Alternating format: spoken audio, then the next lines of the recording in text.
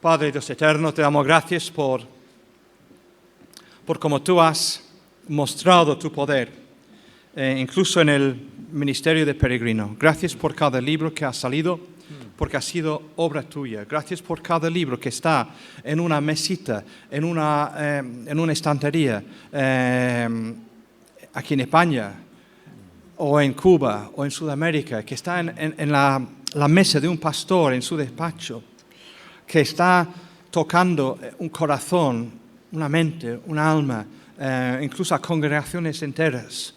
Padre, gracias por tu obra, que tú sigas obrando, sigues viendo necesario la obra que hacemos en Peregrino. Gracias por el privilegio de producir, editar buenos libros. Ahora queremos encomendar en tus manos este tiempo con Pepe. Ayúdale con todo lo que tienes preparado, todo lo que tú le has puesto para compartir con nosotros en esta mañana. Ayúdanos a escuchar, no solo para memorizar, sino para poder. Queremos que estas cosas nos hagan bien, que nos alegren el corazón, oh Dios, y que nos hagan mirar hacia ti y decir cuán grande es nuestro Dios. Te lo pedimos en el nombre de Jesús para su gloria. Amén. Amén.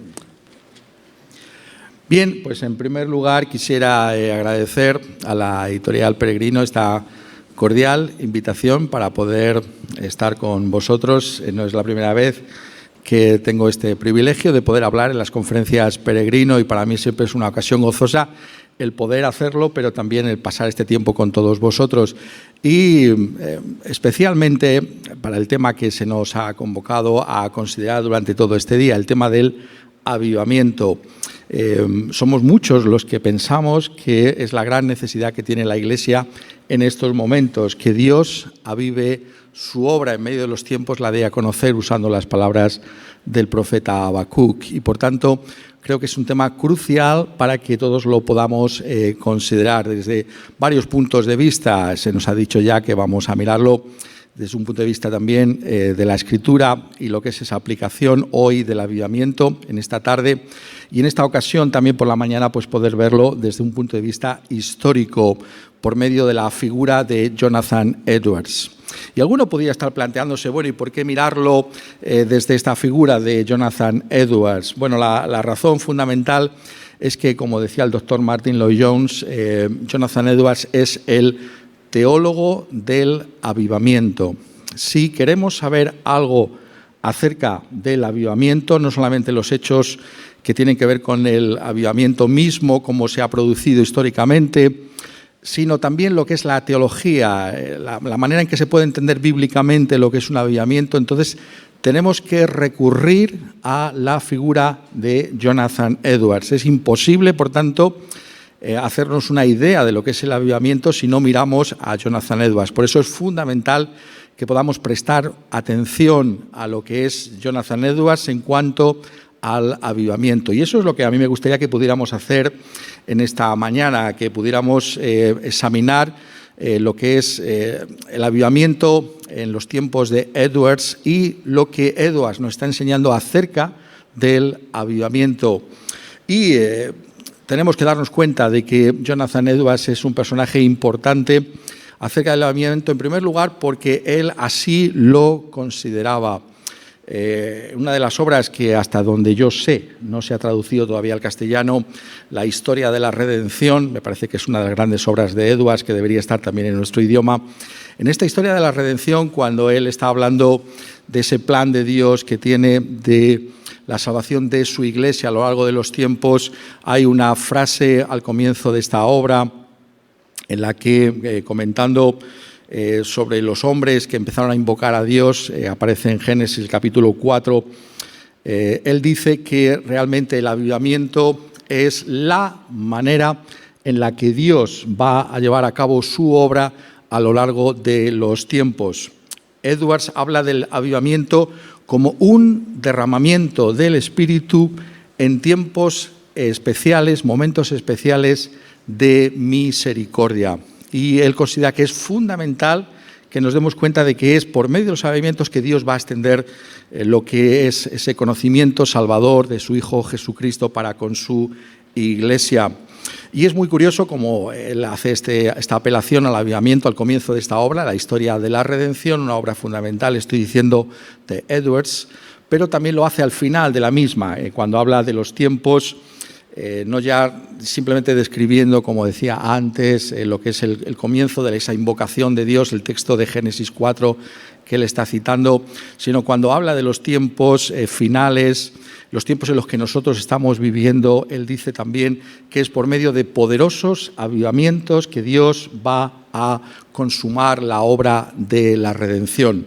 Por tanto, Edwards es importante porque él, si me permitís que lo diga así, está concibiendo lo que es la salvación de la Iglesia en términos del avivamiento. El avivamiento no es simplemente un fenómeno que puede o no acontecer de una manera accidental, sino que para Edwards es algo que ocupa un lugar central en los planes de Dios. Podemos estar o no de acuerdo con ello. Eso daría lugar a un debate, podríamos hablar de esto, ¿no? Y sería un debate seguramente muy interesante, pero es el enfoque que tenemos que darle, porque necesariamente si queremos mirar lo que es el avivamiento desde Edwards, tenemos que tener en cuenta esta manera en que él lo está percibiendo. Reitero, quizás no todos estén de acuerdo con ello, pero es la manera en que Edwards se aproxima a este tema. Por tanto, el avivamiento, ya digo, no es algo simplemente accidental que puede o no acontecer. En Edwards ocupa un lugar central.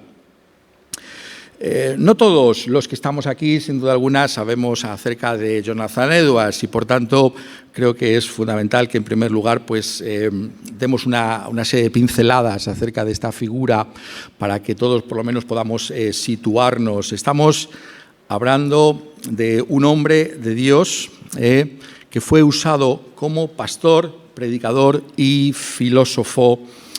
Es un hombre que nació en 1703, en lo que entonces eran las colonias británicas en América, y murió en 1758.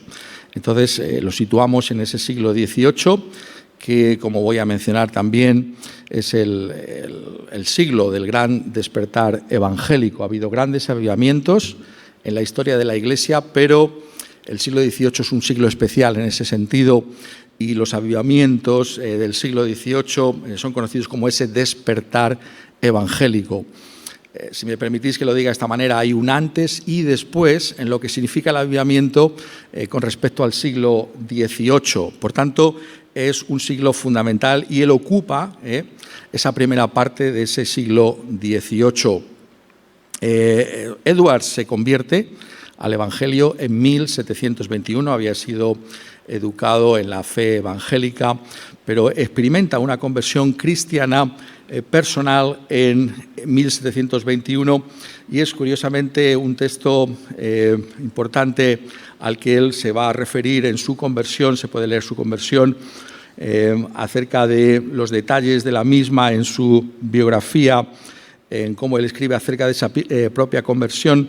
Pero el texto sobre el que él está poniendo el énfasis y que Dios usó en su caso para su conversión es 1 Timoteo capítulo 1, versículo 17, donde dice: por tanto, al Rey de los siglos, inmortal, invisible, al único y sabio Dios, sea honor y gloria por los siglos de los siglos. Amén. Y este texto es importante porque realmente va a marcar lo que es Edwards. Estamos hablando que es el teólogo del avivamiento, pero el avivamiento tiene que ver fundamentalmente con Dios. Y un texto como este nos está indicando cómo Edwards, una persona que viene a la fe en Cristo Jesús, al darse cuenta, si lo puedo decir así, de la excelencia, de la gloria, del carácter de Dios. Y eso es exactamente la definición del avivamiento. El avivamiento tiene que ver con un sentido de quién es Dios. Su conversión, por tanto, es importante para poder colocar después todos sus énfasis en su propio ministerio. Su mujer, Sarah Edwards, también es importante que la mencionemos.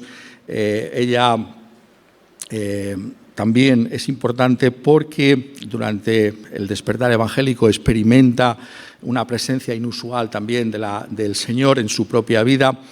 Es un matrimonio del que se ha escrito bastante, ¿no? Es muy interesante, tampoco hay muchos libros sobre ello, pero sería otro de esos libros que yo animaría a leer, que se tradujeran en primer lugar y se pudieran leer, sobre esa relación tan inusual que tuvieron como matrimonio y las experiencias de Sarah Edwards en los tiempos del avivamiento. Su marido no la menciona específicamente por nombre, pero podemos ver que está hablando de Sarah Edwards en su relato de lo que es el avivamiento que tiene lugar en Nueva Inglaterra. Entonces es importante también hacerse eco de Sarah, con la que se casa en 1727. En 1729 viene a ser pastor en Northampton, que va a ser el lugar en Nueva Inglaterra en el que van a tener lugar estos avivamientos a los que él se va a referir. Y el primer avivamiento, el primer gran avivamiento, se produce a finales de 1734 y durante 1735. Este avivamiento no es tan conocido, pero es un avivamiento que tiene lugar en Northampton y que afecta profundamente a esta ciudad en esos años.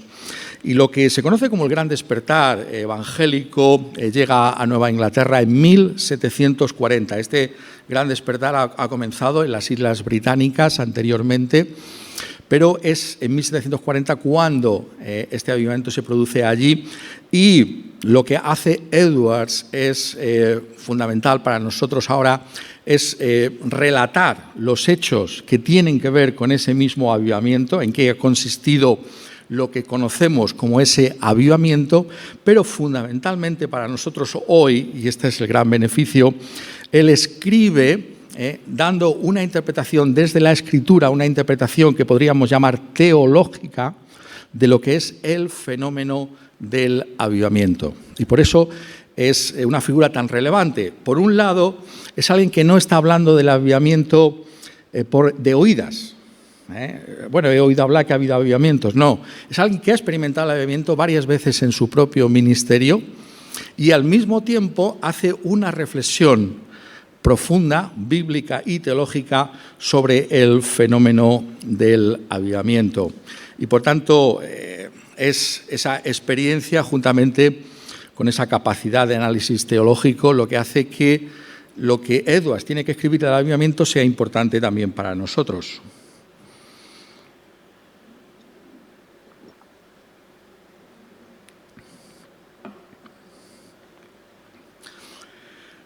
Desde 1751 ya se encuentra, ya no es pastor en Northampton, sino en Stockbridge, donde va a dedicarse fundamentalmente a la evangelización de los nativos americanos. Es un nuevo ministerio el que Edwards va a experimentar allí, pero es un ministerio que le va a permitir también dedicar bastante tiempo a la escritura. Y entonces las grandes obras teológicas de Edwards, en este caso no tienen tanto que ver con el avivamiento, se escriben en ese periodo allí en Stockbridge. Son algunas de esas obras más conocidas por algunos otros, pero son importantes también para su propia figura.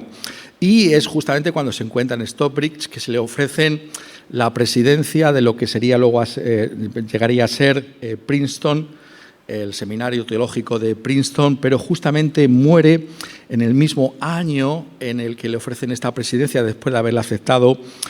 Curiosamente se había inoculado una vacuna que estaba entonces experimentando y muere como una reacción a la misma. Su mujer, Sarah, también muere en ese mismo año, unos meses después.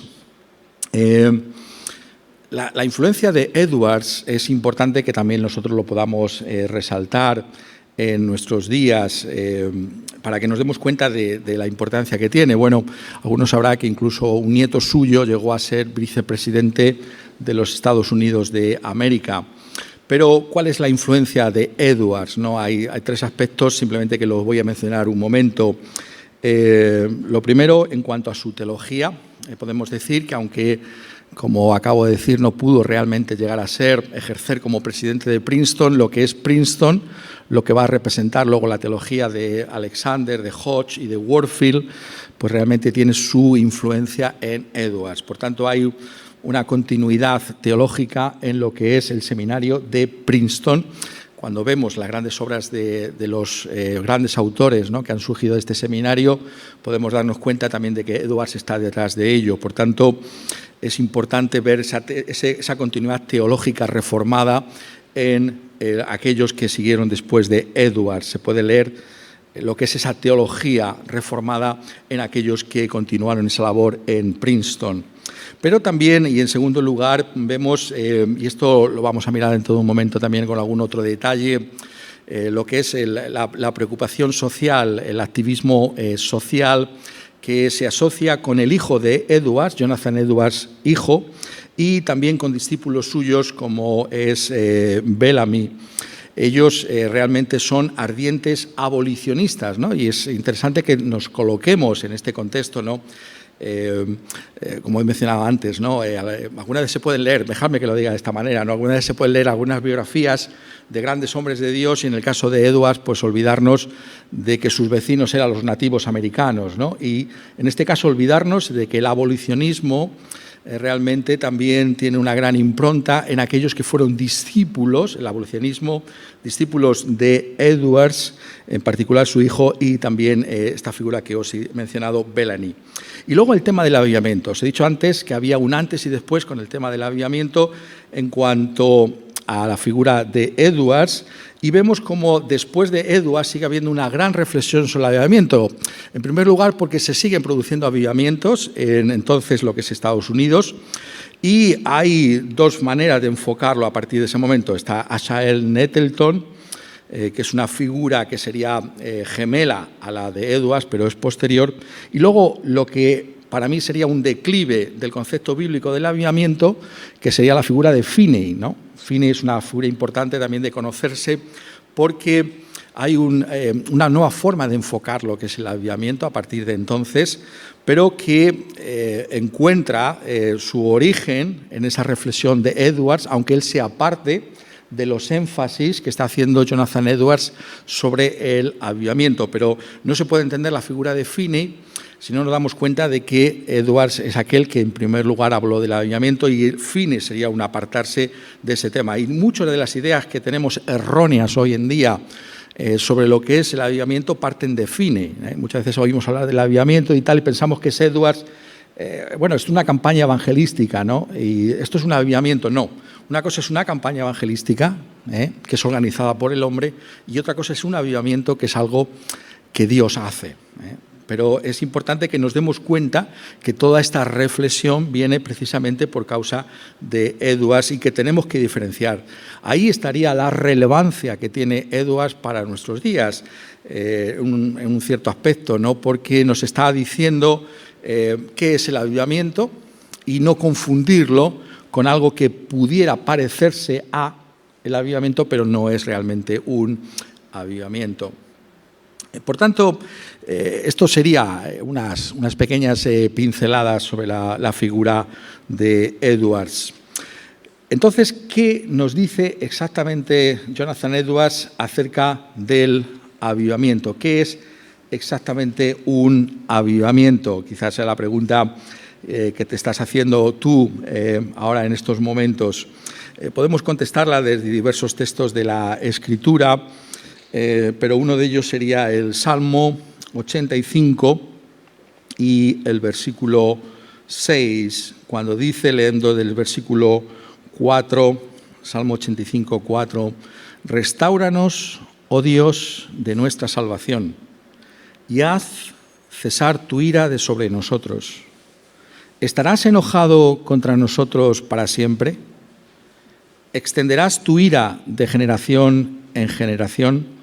¿No volverás a darnos vida para que tu pueblo se regocije en ti? Muéstranos, oh Jehová, tu misericordia y danos tu salvación». A luz de un texto como este y otros que podríamos citar, el avivamiento es dar vida, es realmente una renovación de la vida espiritual. El avivamiento comienza en la misma iglesia cristiana. Es verdad que podemos diferenciarlo, y veis que hace un momento hablé de la palabra despertar, un despertar, personas que están muertas espiritualmente y que son despertadas, y Cristo las alumbra, que son salvas, pero el avivamiento comienza en la misma iglesia cristiana. Es una nueva vida que Dios infunde a su pueblo. Hay conversiones, hay personas que vienen a conocer al Señor, pero es algo que comienza en la misma iglesia cristiana. Y creo que podemos entender bien lo que es el avivamiento a la luz de otro texto de la Escritura, que sería el Isaías, el capítulo 64, y desde el primer versículo. Oh, si rompieses los cielos y descendieras, y a tu presencia se escurriesen los montes, como fuego abrasador de fundiciones, fuego que hace hervir las aguas, para que hicieras notorio tu nombre a tus enemigos, y las naciones temblasen a tu presencia. Oh, si rompieses los cielos y descendieras. El avivamiento es una obra soberana de Dios, una obra en la que Él interviene como Dios, una obra en la que Él hace algo que afecta profundamente a su propia iglesia. Las palabras que usa exactamente Edwards para referirse al avivamiento son extraordinario, es una obra extraordinaria. Hay una obra ordinaria de Dios que Él lleva a cabo por medio de su Espíritu Santo, usando los medios de gracia, la predicación de la Escritura, el uso de los sacramentos, la oración. Dios viene a nosotros constantemente cuando nos juntamos. Esto es algo que Edwards también enfatiza constantemente, es decir, cada vez que estamos juntos como pueblo de Dios, cada vez que buscamos a Dios en oración, hay una bendición de Dios. Una bendición ordinaria, si lo puedo decir así, aunque no es el término que corresponde, claro, porque nada es ordinario si estamos hablando de Dios, pero es para que entendamos que el avivamiento es algo extraordinario. Es una bendición especial de Dios sobre los medios de gracia. Están siempre ahí, Dios siempre está con nosotros, nos ayuda, pero hay algo especial. Hay algo más que muestra que es Dios mismo el que está obrando de una manera, otra palabra que usa Edwards, maravillosamente. Maravillosamente. Es algo realmente que nos llena de perplejidad y de asombro. Es, otra palabra de Edwards, algo inusual. Estamos acostumbrados a que Dios esté con nosotros, pero esto es algo inusual en la manera que está afectándonos. Es como una aceleración de la obra de Dios en medio nuestro. Y se manifiesta la soberanía de Dios de múltiples maneras en cuanto a sus comienzos, el lugar donde tiene lugar, la extensión de esos avivamientos, una iglesia o varias iglesias, como se ve en Nueva Inglaterra, el primer avivamiento del que os hablé hace un momento, 1734, 1735, más bien tiene que ver con la ciudad de Northampton, pero el gran despertar, por eso se llama el gran despertar, no simplemente tiene que ver con Northampton, tiene que ver con todas las colonias de Nueva Inglaterra, y también es algo que ha acontecido en el Reino Unido, ha acontecido en Inglaterra, ha acontecido en Gales, ha acontecido en Escocia. Ha habido una gran obra de Dios, pero ahí se ve esa soberanía de Dios en cuanto a esa extensión, en cuanto a esos lugares, en cuanto incluso también la duración de ese avivamiento. Es algo que no está en las manos de los hombres. Quisiéramos prolongar esos tiempos de avivamiento, pero no nos corresponde. De repente experimenta que algo así, como esa presencia de Dios, es algo que desaparece, esa presencia extraordinaria de Dios. Dios sigue estando con los suyos, Dios sigue bendiciendo, Dios sigue trayendo crecimiento espiritual, se siguen dando conversiones, pero no se puede hablar ya más de un avivamiento. El avivamiento, por tanto, tiene que ver con Dios. Lo que hace Dios en los tiempos de avivamientos es darnos un nuevo sentido de la excelencia divina sobre cualquier criatura o cosa creada. Es realmente llamar la atención de la Iglesia sobre Dios. Que no hay ninguno como Dios. Y es un sentido en lo más profundo de la persona de quién es Dios. Edwards, nuevamente en esa obra, La historia de la redención, nos dice que tiene que ver exactamente con lo que conocemos como que es el gran atributo de Dios, que engloba a todos los demás atributos de Dios, la santidad. Cualquier cosa que podamos pensar de Dios, Dios es todopoderoso, pero es un santo poder. Dios es todo sabio, pero es una sabiduría santa. El amor de Dios es un amor santo.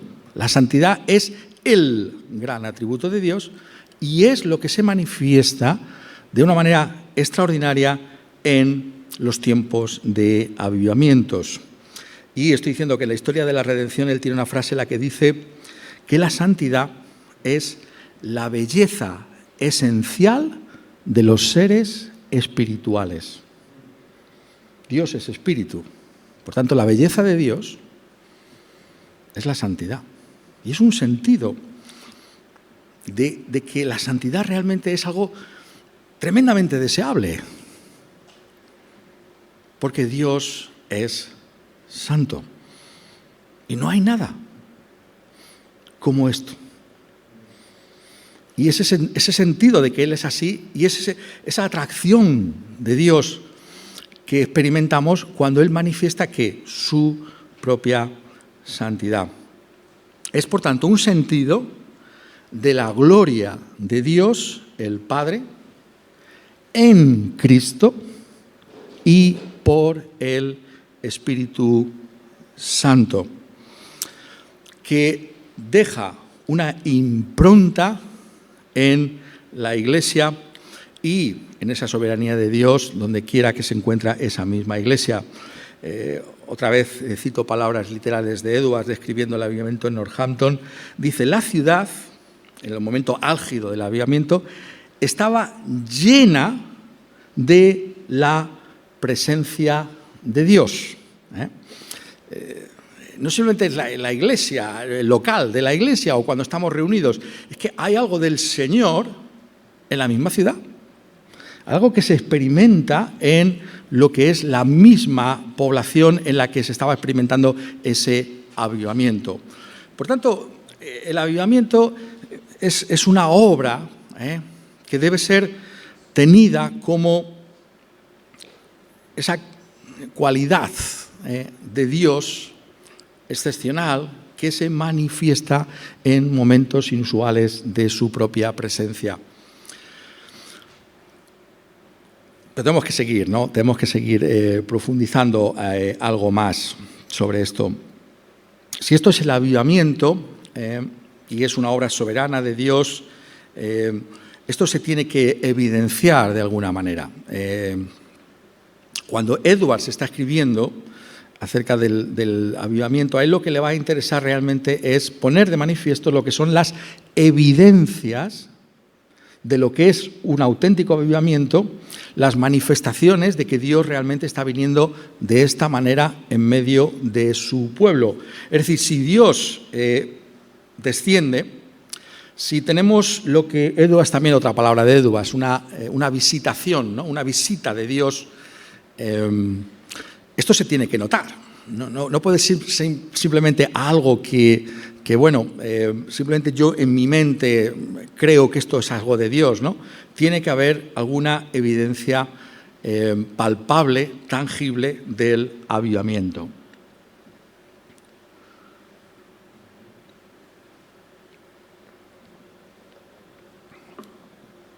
¿Cuáles serían esas evidencias?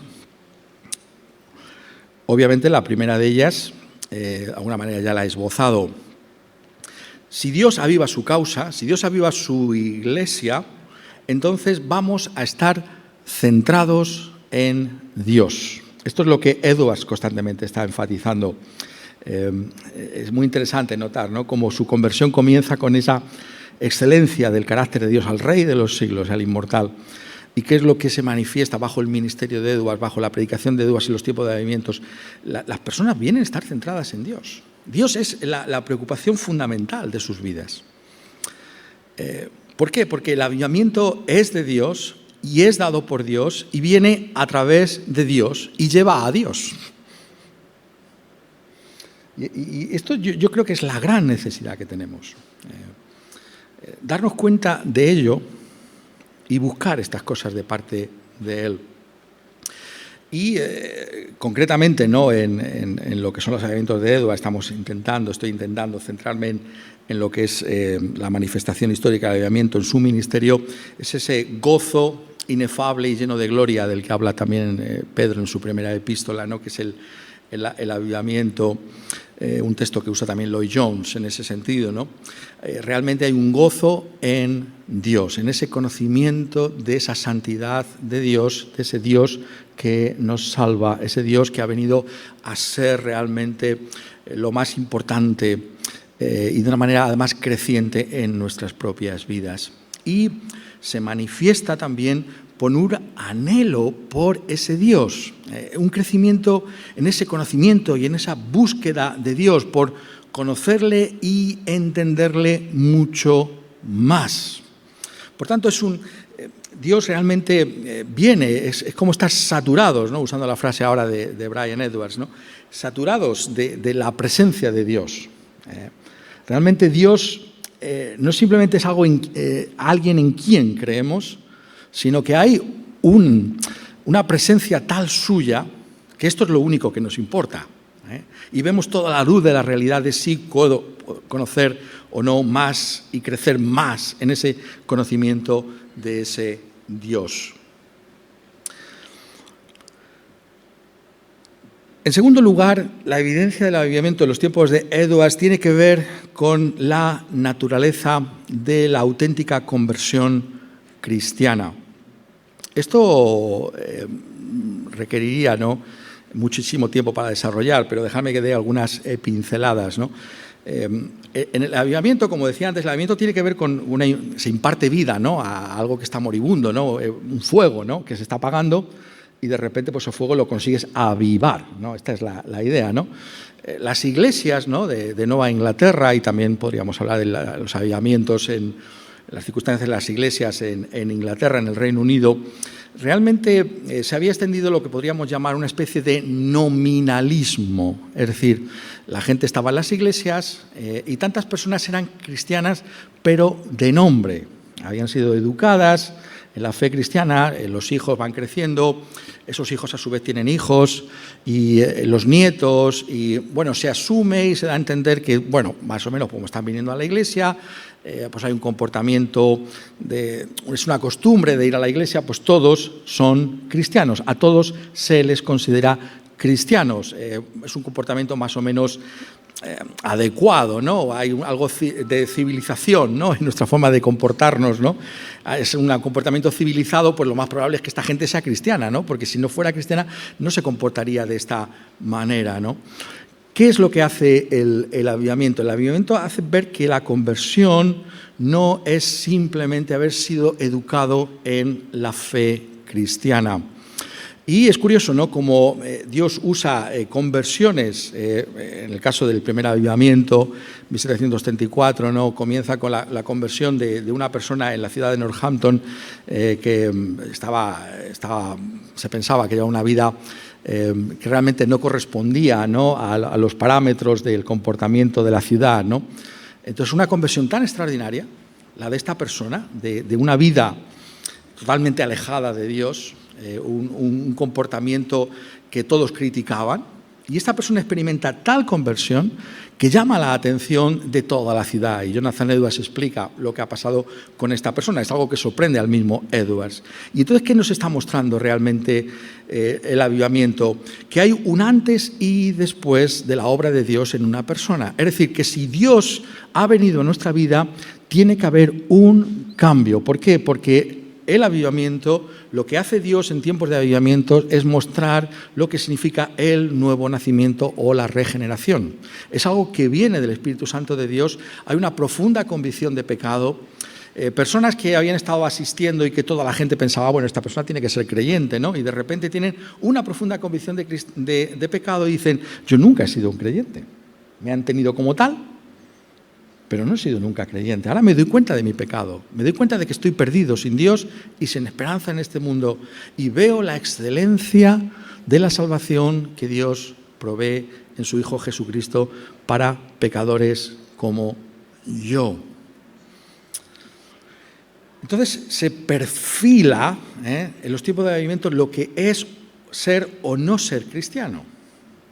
Y esto también tenemos que mirarlo como algo importante para nosotros. ¿Cómo consideramos a alguien cristiano? ¿Por qué lo consideramos cristiano? ¿Ha habido una conversión? Cuando estas personas te cuentan cómo se han convertido, ¿hay algo que se puede decir que ha habido realmente de cambio en esta persona? Porque la conversión, esto lo enfatiza también constantemente Jonathan Edwards, sobre todo en las obras que va a escribir después, ¿no? de lo que es el tiempo del avivamiento, la conversión tiene que resultar en una vida transformada. Hay una célebre anécdota de Edwards, ¿no? De una persona también que se presenta en su casa y cuenta cuán grandes experiencias ha tenido de Dios, ¿no? Y cómo Dios se ha manifestado en su vida de una manera nueva. Y Edwards escucha pacientemente a esta persona y le dice, bien, todo esto es maravilloso. Ahí tienes el incentivo para perseverar. La prueba de la conversión es, usando nuevamente sus propias palabras, la práctica cristiana. ¿Cómo sé yo que eres cristiano? ¿Cómo sabes que yo soy cristiano? Tiene que haber una práctica. Tiene que haber un comportamiento cristiano, no civilizado, ¿vale? Sino cristiano. Eso es lo que está diciéndonos.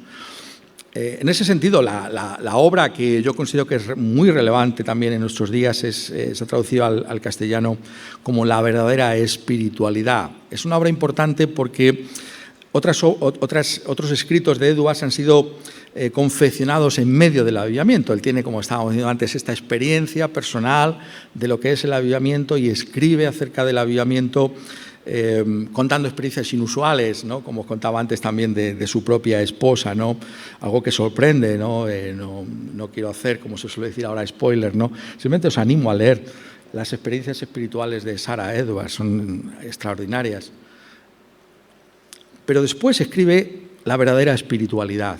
El avivamiento de alguna manera ha quedado atrás, o el punto álgido del avivamiento ha quedado atrás, y lo que hace Edwards es mostrar como una radiografía de lo que es el auténtico avivamiento. Porque claro, se han producido manifestaciones, ¿no? Personas de una profunda convicción, personas que gritan, personas que se desmayan, personas que lloran. ¿Es esto lo que muestra la conversión? Y Edwards hace una reflexión madura de la obra de Dios y dice, no, esto se puede dar o no se puede dar. Y puede o no acompañar a una conversión. Pero lo que realmente prueba que hemos sido convertidos es un cambio de vida, una nueva espiritualidad. Y son varias las características de esa espiritualidad y sobre todo habla, y en este tiempo lo podemos entender perfectamente, de un equilibrio, ¿no? Un equilibrio, ¿no? Tanto la mente como las emociones, como la voluntad de la persona están centradas en lo que es el testimonio que da la Escritura acerca de lo que significa ser el pueblo del Señor.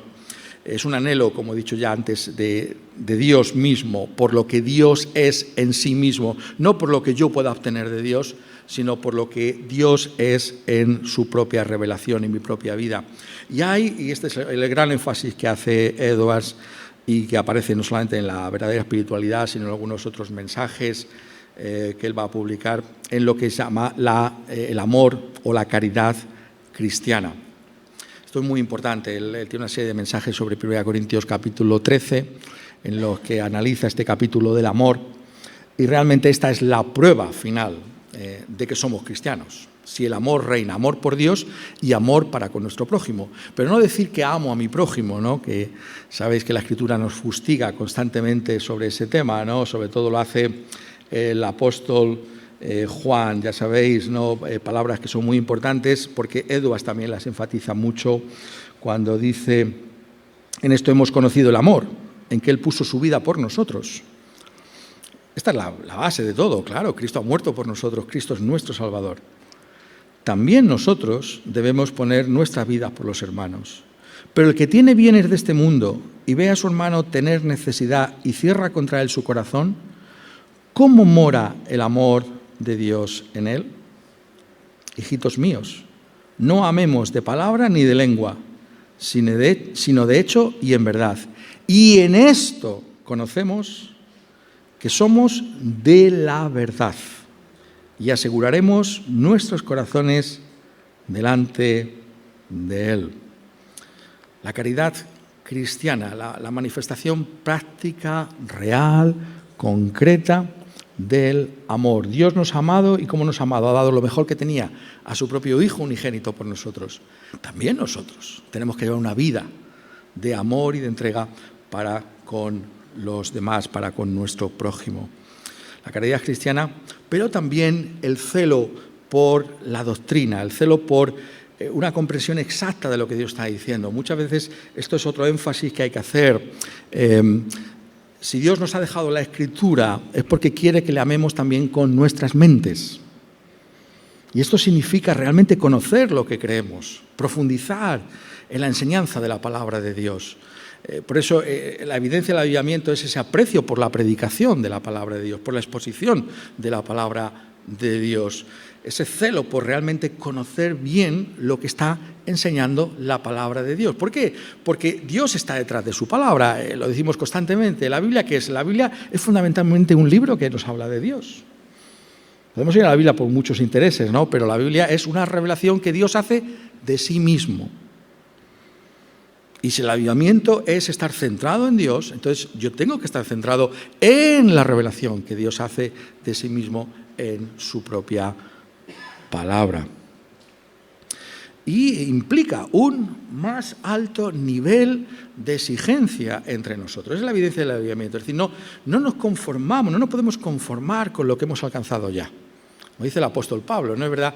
Olvidando lo que queda atrás, me extiendo hacia adelante al premio del supremo llamamiento que es en Cristo Jesús. Esto también lo señala Edwards constantemente. Es buscar más de una experiencia genuina de Dios en nuestras vidas. No conformarse con lo que ya tenemos, sino ir más allá. Esas serían las evidencias del avivamiento.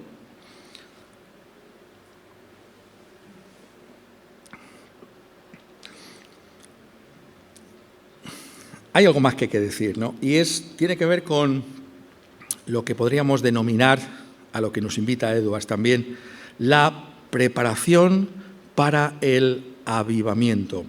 La preparación para el avivamiento. En el caso concreto de Edwards, esto significa que, aunque estamos hablando de una obra soberana de Dios, Dios usa medios.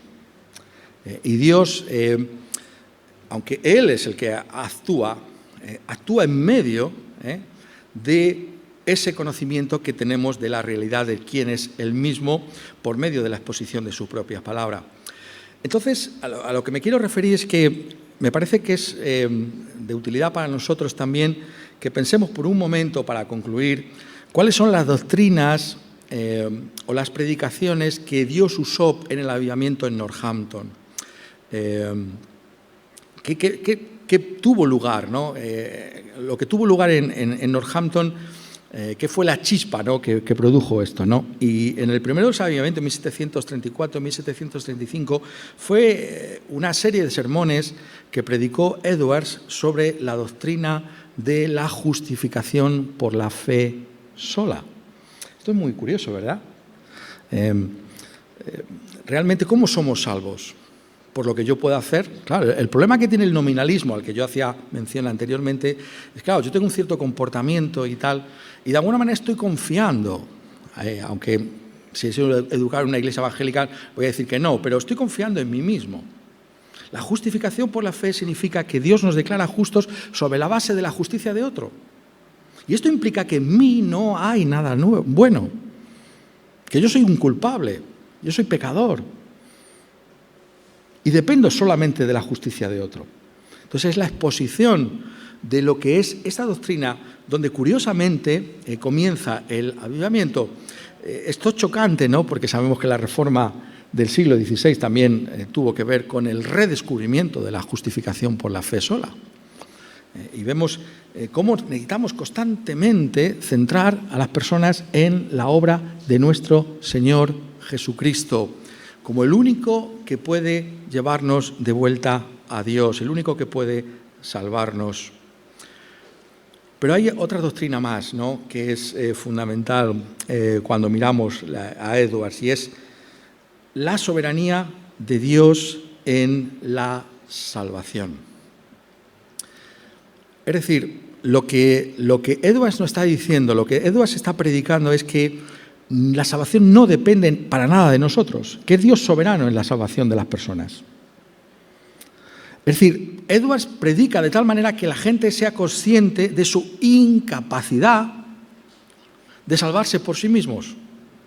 No solamente que Cristo es el que nos salva, sino que necesitamos también la influencia del Espíritu Santo para responder a la obra de Cristo Jesús, que estamos muertos en delitos y pecados, que un muerto necesita recibir en primer lugar vida para poder responder al Evangelio. Está hablando de la soberanía del Espíritu Santo en la salvación, que trae convicción de pecado a nuestra vida y nos muestra la excelencia de Dios en Cristo Jesús para ser nuestro Salvador. Y esto es importante porque las personas, cuando se dan cuenta de esa soberanía de Dios, de esa absoluta soberanía de Dios para la salvación, desesperan, si lo puedo decir así, de sí mismas. No hay nada que yo pueda hacer y, por tanto, me acojo exclusivamente a ese Dios que me puede salvar, si Él quiere salvarme. Es decir, Dios no está obligado a salvar a nadie. Dios salva a quien quiere. Y por tanto dependo totalmente de Él.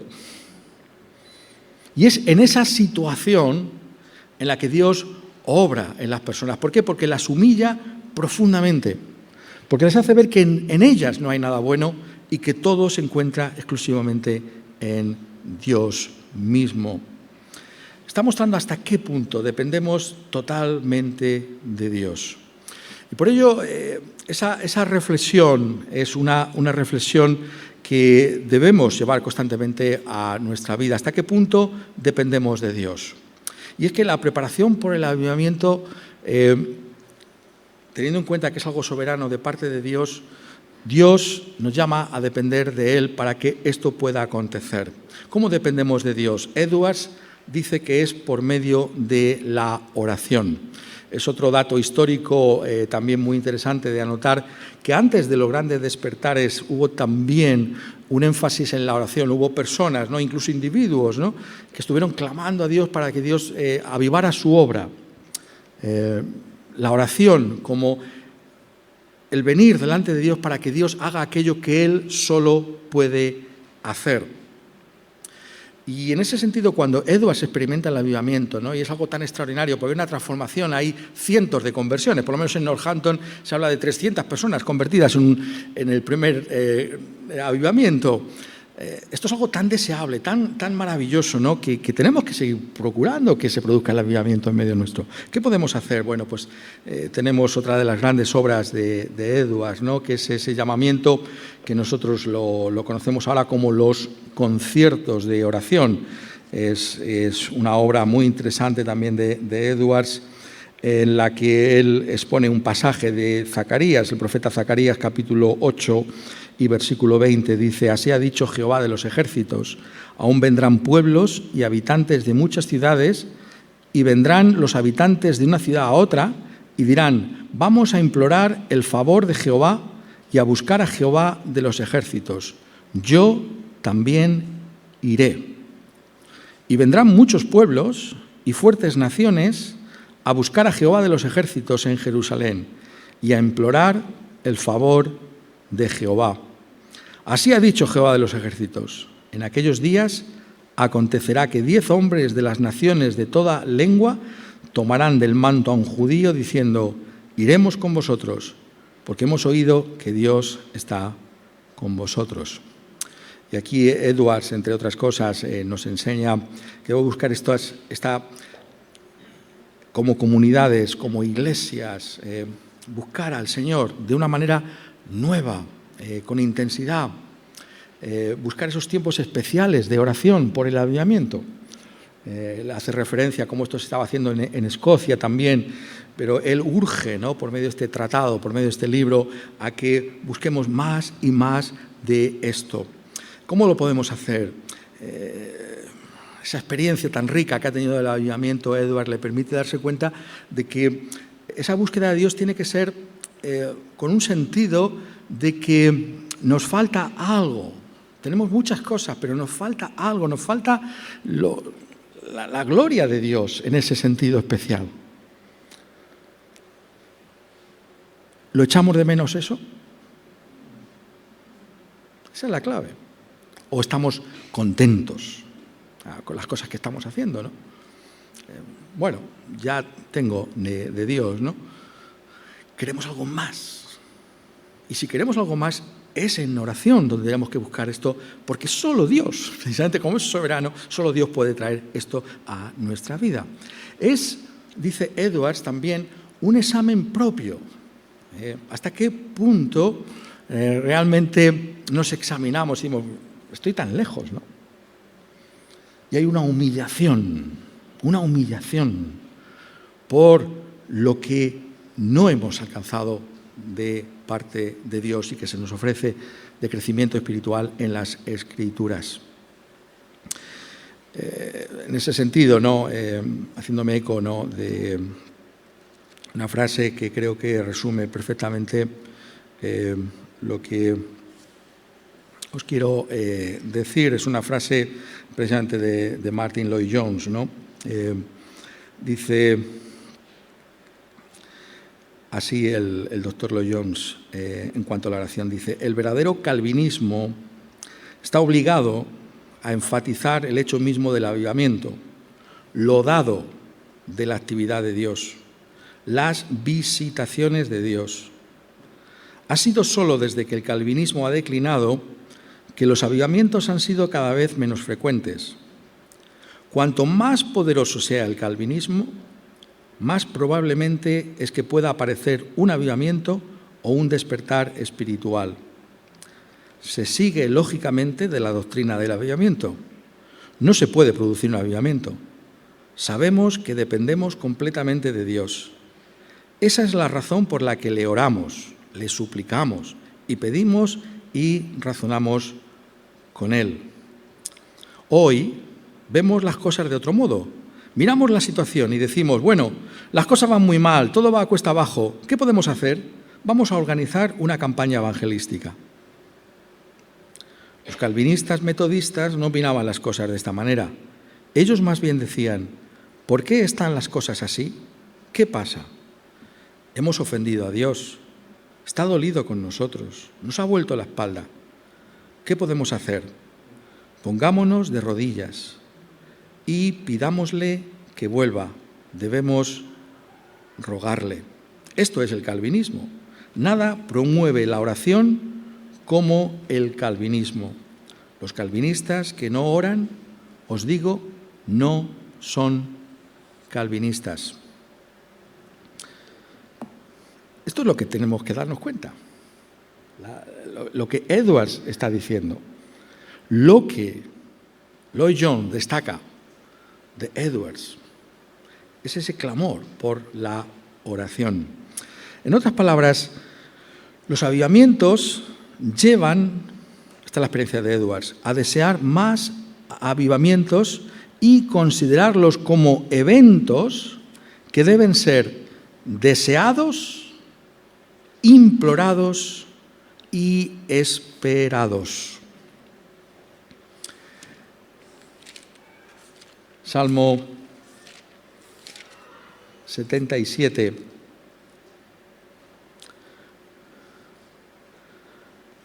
Desechará el Señor para siempre, versículo 7, y no volverá más a sernos propicio.